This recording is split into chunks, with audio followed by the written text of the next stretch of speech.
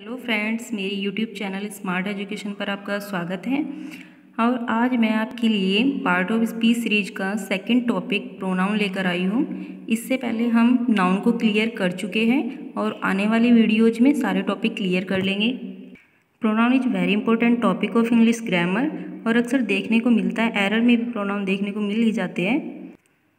आज हम प्रोनाउन को पूरी तरह से क्लियर कर लेते हैं। सबसे पहले प्रोनाउन की डेफिनेशन करते हैं। A pronoun is a word that takes the place of a noun. Pronoun वह वर्ड होता है जो नाउन के स्थान पर यूज होता है। नाउन को हमने क्लियर किया है। नाउन क्या होता है? नाउन किसी का भी नेम होता है। अब हम नेम न बोलकर उसकी जगह जो वर्ड यूज करते हैं वही हमारा प्रोनाउन होता है।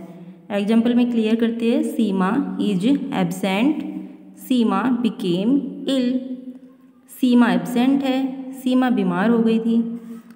तो हमने क्या किया? दूसरी बार भी सीमा को ही यूज किया। दूसरी बार हमने नाउन को यूज किया है। तो हम ये सीमा जो नाउन है, सीमा दो बार रिपीट ना करके इसकी जगह प्रोनाउन यूज करते हैं she. Seema is absent, she became ill.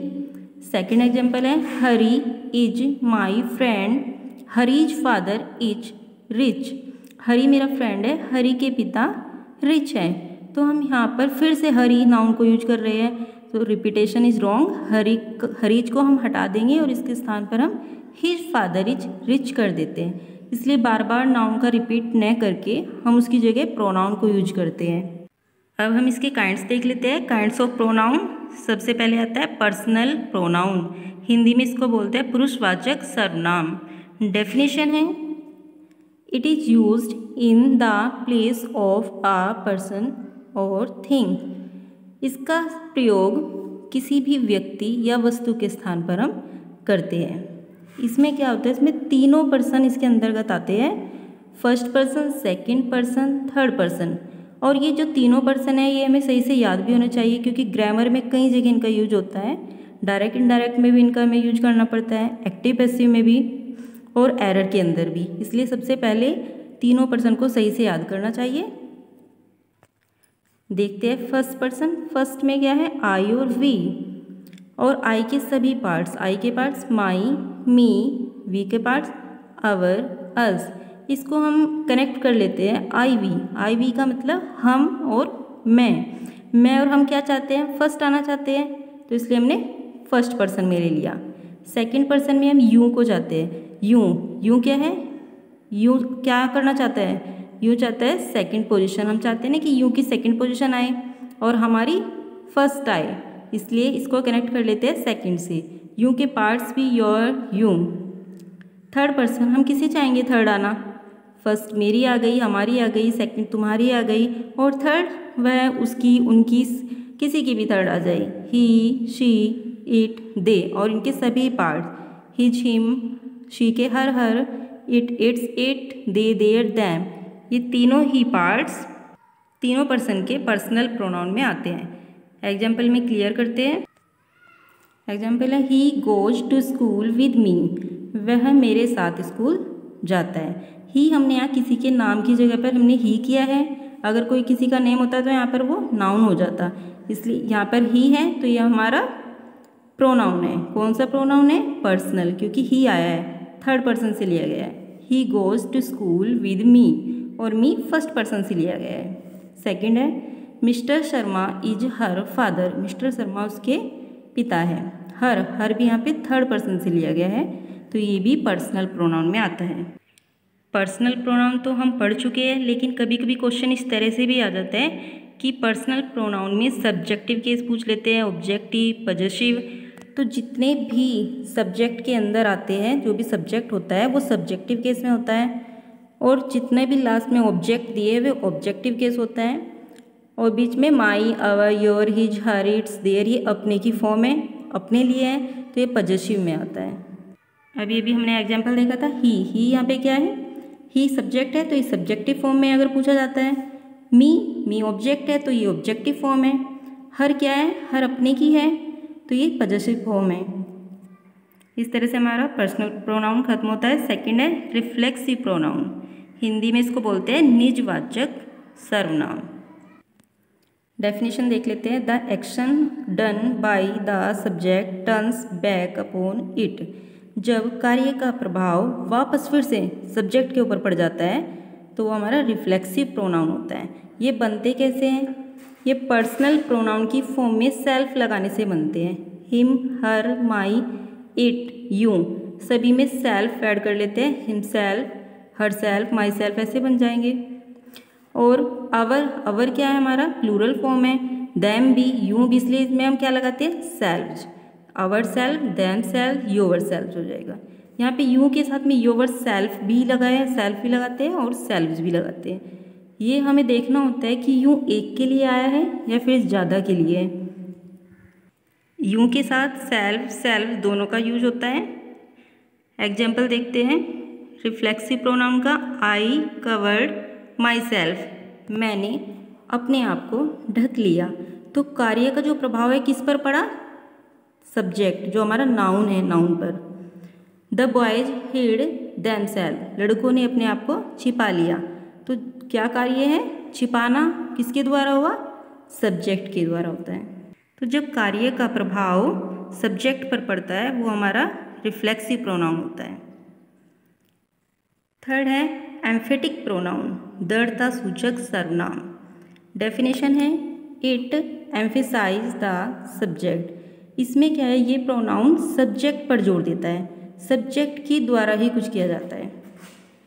I myself will do it, मैं खुद यह कर लूँगा। You yourself said so, तुमने स्वयं ही ऐसा कहा है। तो दोनों नाउन के साथ में एम्फेटिक प्रोनाउन का यूज हुआ है। एम्फेटिक प्रोनाउन बिल्कुल अभी बिल्कुल जो हमने पढ़ा है रिफ्लेक्सिव प्रोनाउन उसी के वर्ड है, लेकिन इसमें नाउन प्लस प्रोनाउन आता है। आई माई सेल्फ एक साथ रखा है, यू योर सेल्फ एक साथ रखा है। जबकि हम अगर रिफ्लेक्सिव प्रोनाउन देखते हैं तो उसमें माई सेल्फ बाद में आता, योर सेल्फ बाद में आता। जब नाउन के साथ में ही अगर दिया हुआ है सेल्फ फॉर्म तो वो हमारा एम्फेटिक प्रोनाउन होता है। फोर्थ है हमारा डेमोन्स्ट्रेटिव प्रोनाउन, संकेतवाचक सर्वनाम। डेफिनेशन है इसकी it points to a noun, ये एक नाउन की ओर संकेत करता है। इसमें इशारा किया जाता है कि यह चीज़, वह चीज़, ये, वे, और इसके 4 वर्ड्स होते हैं this, that, these, those. Example this is my book, यह मेरी बुक है। तो इशारा हो रहा है बुक की ओर देखते हुए। This, that is her pen, यह उसका पेन है, वह उसका पेन है। इशारा कर रहा है कि वो मेरा पेन है।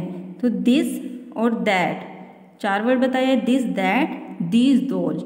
और जब इशारा किया जाता है कि यह मेरा है, वह उसका है, जब ये वर्ड्स आते हैं तो वो डेमोन्स्ट्रेटिव प्रोनाउन बन जाता है। नेक्स्ट है इंटरोगेटिव प्रोनाउन, प्रश्नवाचक सर्वनाम। It is used for asking questions, इसका प्रयोग क्वेश्चंस करने के लिए किया जाता है।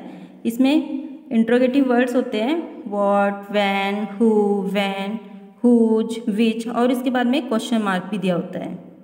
एग्जाम्पल हु आर यू, तुम कौन हो? क्या क्वेश्चन वर्ड है? Who. Whose is this book, ये बुक किसकी है?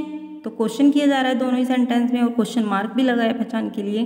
तो जहाँ पर क्वेश्चन वर्ड्स दिए हुए हैं वो हमारा इंटरोगेटिव प्रोनाउन होता है। फिर आता है इंडेफिनिट प्रोनाउन, अनिश्चयवाचक सर्वनाम। डेफिनेशन है it stands for some person और thing but we don't know for exactly whom। Indefinite pronoun ऐसे व्यक्ति या वस्तु के बारे में बताता है जिसको हम एग्जैक्टली नहीं जानते हैं। और इसमें जो वर्ड्स होते हैं वो होते हैं none, all, many, few, somebody, someone. जितने भी वर्ड्स हैं अगर इनके सेंटेंस हम देखते हैं तो इनसे क्लियर नहीं हो पाता कि वो किसके लिए है, कौन है। एग्जाम्पल में हम देख लेते हैं। एग्जाम्पल है somebody has stole my pen, किसी ने मेरा पेन चुराया है। समबडी दिया है, पहचान दी गई। समबडी से हम समझ जाएंगे कि इंडेफिनिट प्रोनाउन है, कोई भी वर्ड अगर आता है उसी से हमें पहचान हो जाएगी। और क्लियर भी करते हैं, देखो somebody has stole my pen, किसी ने मेरा पेन चुराया है। किसने चुराया है? कोई क्लियर नहीं है किसने चुराया है। तो जहाँ पर क्लियर नहीं होता है कि काम किसने किया है तो वो हमारा इंडेफिनिट प्रोनाउन होता है। नेक्स्ट है रिलेटिव प्रोनाउन, संबंधवाचक सर्वनाम। डेफिनेशन है that shows the relation to a noun, जो एक रिलेशन दिखाता है नाउन के साथ। अगर प्रोनाउन का रिलेशन नाउन से होता है डायरेक्ट तो वो हमारा रिलेटिव प्रोनाउन होता है। इसमें भी वही इस तरह की वर्ड होते हैं जैसे हमने इंटरोगेटिव में पढ़ा है हु, विच, हुज, हुम, दैट, लेकिन इनके बाद क्वेश्चन मार्क नहीं दिया होता और इनकी हिंदी कौन, क्या, किसने नहीं होती। जो, जिसका, जिसे, जो, इस तरह से ही वर्ड्स होते हैं और इसमें कोई क्वेश्चन मार्क का यूज नहीं करते। सिंपल सेंटेंस में आता है रिलेशन के लिए। Example, I know the lady who came here, मैं उस लेडी को जानता हूँ जो यहाँ आई। हु किसके लिए आया? लेडी के लिए आया। लेडी क्या है? हमारा नाउन। और हु क्या है यहाँ पर? Pronoun, relative pronoun. तो हु का रिलेशन किससे है? लेडी से। प्रोनाउन का रिलेशन नाउन से। ऐसे ही here is the boy who is my friend, यहाँ वो लड़का है जो मेरा फ्रेंड है। तो हु किसके लिए आया यहाँ पर? बॉय के लिए। तो नाउन प्लस प्रोनाउन दोनों में रिलेशन है, इसलिए होता है रिलेटिव प्रोनाउन। नेक्स्ट है डिस्ट्रीब्यूटिव प्रोनाउन, विभाग सूचक सर्वनाम। डेफिनेशन है it refers to individual elements in a group, ये ग्रुप में से प्रत्येक को दिखाता है। मतलब इतना बड़ा ग्रुप है उसमें से प्रत्येक के लिए। एग्जाम्पल में क्लियर कर लेते हैं। और इसमें जो वर्ड्स होते हैं वो होते हैं ईच, आइदर, नाइदर, नन, सभी प्रत्येक के लिए वर्ड्स बने हैं। Either of you can go, तुम में से कोई एक जा सकता है। सेकंड है नन कैन डू इट, इसे कोई नहीं कर सकता। तो जहाँ पर ग्रुप में से किसी एक के लिए दिखाया गया, प्रत्येक के लिए दिखाया गया है, वो हमारा डिस्ट्रीब्यूटिव प्रोनाउन होता है, जो प्रत्येक को रिफर करता हो। तो इस तरह से हमारा प्रोनाउन का चैप्टर क्लियर होता है और आशा करती हूँ तुम सबकी समझ में अच्छे से प्रोनाउन आ चुका होगा। इसके बाद हम adverb, adjective part of series को पूरा करते हैं। और लास्ट में please subscribe my channel and like my all videos. Thank you.